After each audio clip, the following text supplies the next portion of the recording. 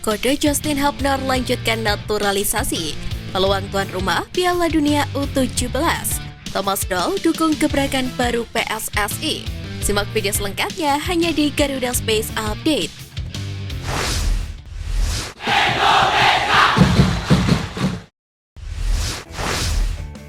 Ketua Umum PSSI Erick Thohir akhirnya buka suara terkait dengan peluang Indonesia menjadi tuan rumah Piala Dunia U17. Erick Thohir mengakui bahwa belum ada komunikasi lanjut dengan pihak FIFA. Pasalnya, timnas Indonesia di segala kelompok umur sendiri tengah ditunggu dengan agenda padat hingga akhir tahun ini. Sebagaimana diketahui, terkait dengan pengunduran Peru dari tuan rumah, Indonesia memiliki peluang untuk menggantikannya. Terlebih sebelumnya setelah gagal menjadi tuan rumah Piala Dunia U20 2023. Dalam acara bertajuk Primo Future Garuda, Erick Thohir menyebut butuh waktu membangun tim nasional yang kuat. Menteri BUMN tersebut menegaskan timnas Indonesia U17 saat ini dipersiapkan menjadi punggawa senior yang lebih baik lagi untuk timnas Indonesia. Untuk mendukung langkah tersebut, PSSI akan melakukan seleksi pemain timnas Indonesia U16 atau U17. Nantinya para pemain seleksi timnas Indonesia U17 sebanyak 56 pemain akan dikirim ke Aspira Academy Doha, Qatar. Pelatih Persija Jakarta Thomas Doll mendukung PSSI yang akan menunjuk direktur teknik dari Jerman. Thomas Doll menilai PSSI membuat keputusan yang tepat. Pasalnya, Doll telah mengetahui kinerja orang Jerman yang memiliki banyak pelatih dan direktur teknik yang bagus serta ahli dalam sepak bola. Sebagai informasi, Erick Thohir rencananya akan ke Frankfurt, Jerman pada medio Juni ini. Dalam kunjungannya itu, lelaki yang juga menjabat sebagai Menteri Badan Usaha milik negara itu bakal ditemani oleh Wakil Ketua Umum PSSI Zainuddin Amali serta Ratu Tisa Destria. Pelatih timnas Indonesia Sintayong pernah bersua Argentina pada 2017 silam, tepatnya di Piala Dunia U20 2017 kala menangani timnas Korea Selatan U20. Pada turnamen tersebut, skuad asuhan Sintayong tergabung bersama grup A bersama Inggris, Argentina, dan Guinea. Korea Selatan sendiri memberikan kejutan dengan berhasil mengalahkan Argentina dengan skor 2-1 sekaligus lolos ke babak 16 besar. Kini taktik Sintayong kembali diuji bersama timnas Indonesia di FIFA Matchday mendatang. Pemain keturunan Sadie Walsh menyambut gembira FIFA Matchday timnas Indonesia versus Palestina bakal berlangsung di Surabaya. Pasalnya Surabaya merupakan kampung kakeknya.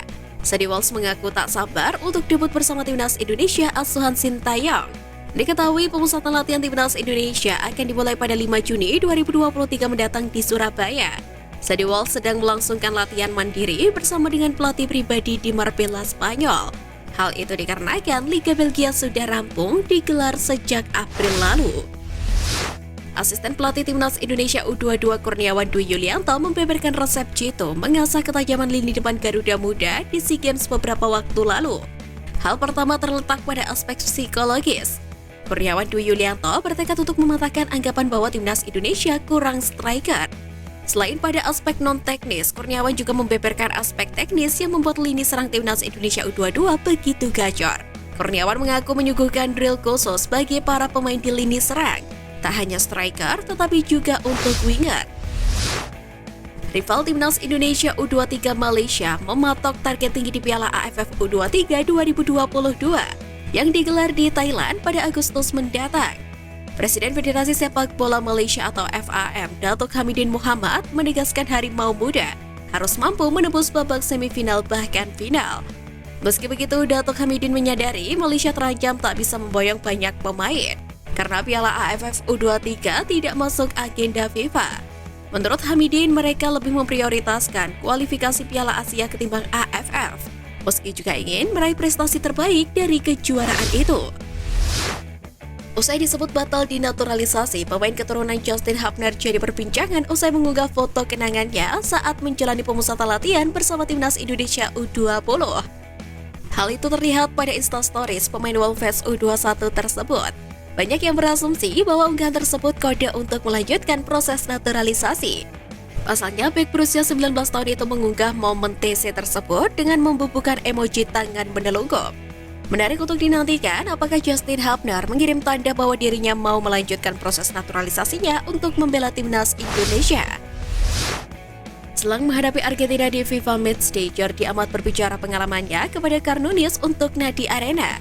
Dikutip dari Makan Bola, Jordi Amat mengenang momen bikin mati kutu Lionel Messi. Peristiwa itu terjadi di pekan ke-18 Liga Spanyol 2012-2013. Tepatnya ketika Espanyol yang diperkuat Jordi Amat menjamu Barcelona.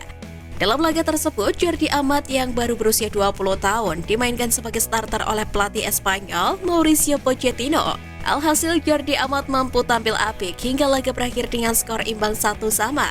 Sementara itu, pemusatan latihan timnas Indonesia jelang lawan Argentina sendiri akan digelar mulai Senin 5 Juni mendatang.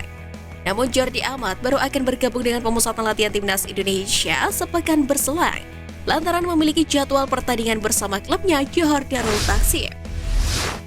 Rival timnas Indonesia di fase grup Piala Asia 2023 yakni Jepang dipastikan tak mau kalah soal lawan uji coba.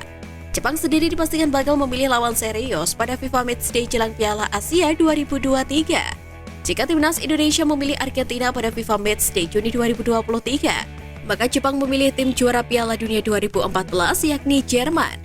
Jepang menantang Jerman pada FIFA Matchday September 2023. Kabar terbaru dibagikan langsung oleh akun Twitter resmi @dlfbteam atau akun resmi dari PSSI-nya Jerman. Tentu laga tersebut tidak terlepas dari persiapan Jepang jelang Piala Asia 2023 yang akan bergulir pada Januari tahun depan. Wakil Ketua Umum PSSI Zainuddin Amali buka suara terkait perubahan format kompetisi Liga 1 musim depan. Sebagaimana diketahui, musim ini PSSI menerapkan sistem baru, yakni setelah musim reguler berakhir, 4 tim di posisi teratas akan menjalani babak play-off untuk menentukan juara. Zainuddin Amali menjelaskan apa yang dilakukan oleh Erick Thohir sebagai ketum PSSI terhadap format Liga 1 musim depan merupakan rencana agar nantinya klub dan timnas bisa lebih berkolaborasi. Harapannya itu membuat timnas Indonesia untuk makin baik lagi ke depannya. Lebih lanjut, ex-Menpora tersebut berharap musim depan tidak ada konflik lagi antara kepentingan klub dan juga timnas termasuk terkait pemanggilan pemain. Ketua Umum PSSI Erick Thohir memberikan update soal kondisi Kurnia Mega yang mengalami sakit setelah pensiun. Hal itu terungkap melalui unggahan akun Instagram pribadinya. Tak hanya membantu pengobatannya, Erick Thohir juga berjanji untuk membantu Kurnia Mega untuk menjadi mandiri setelah dia pensiun dari sepak bola. Ex-kiper timnas Indonesia tersebut akan dibantu untuk menjadi pengusaha untuk menyambung hidup. Erick Thohir mengungkapkan bahwa Mega akan membantunya dari sisi keolahragaan. Mega rencananya akan ikut membantu para pemain muda lewat motivasi-motivasinya demi membantu perkembangan mereka secara mental. Sekian Flash News kali ini Sobat Garuda, mari terus dukung perjuangan timnas Indonesia. Nantikan Flash News Edition dari Garuda Space selanjutnya. Terima kasih dan salam olahraga.